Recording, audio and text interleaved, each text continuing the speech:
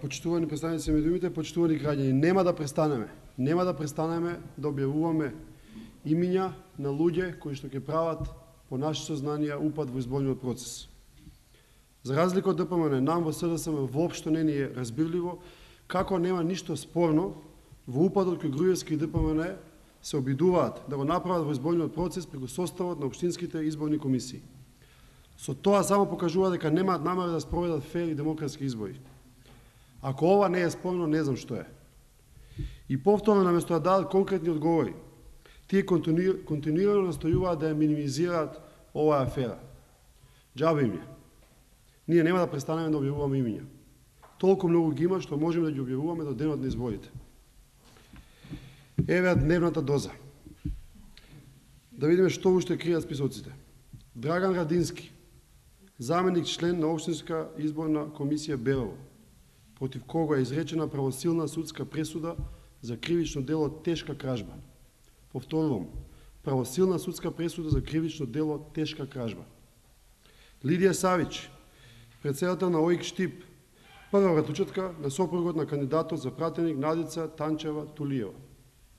Иван Алексиев, член на ОИК Кочани, подпредседател на Општински комитет ДПМН Кочани.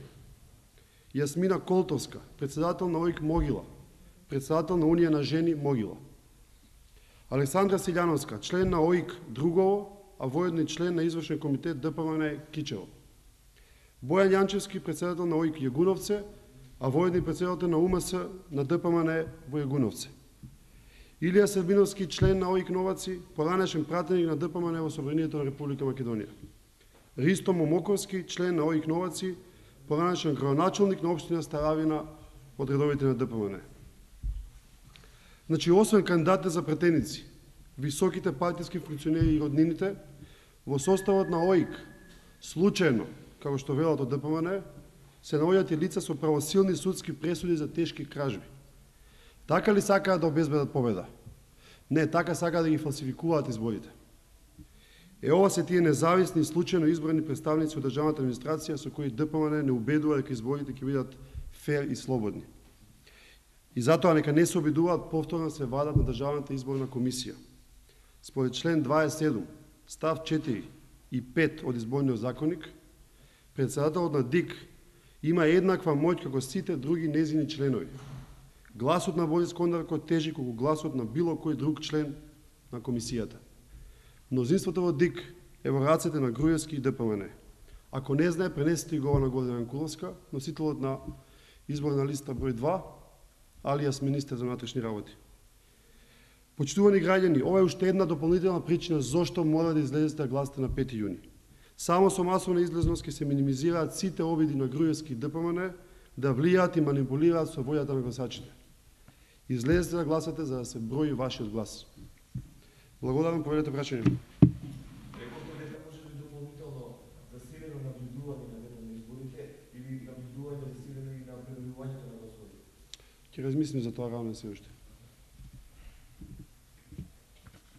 Да ја прашам, за денес имате најавено митинг на улица Македонија, во општина Центар. Меѓутоа, имате проблеми на друга локација ќе се јавите. Ние немаме проблем, власт има проблем.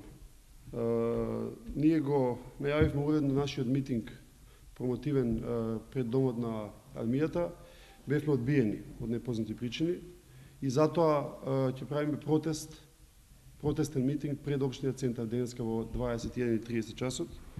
Јас не можам да разбирам тоа, тие не одбија веќе за нашата промоција на кандидатите на градски стадион, па моравме да одиме пред влада.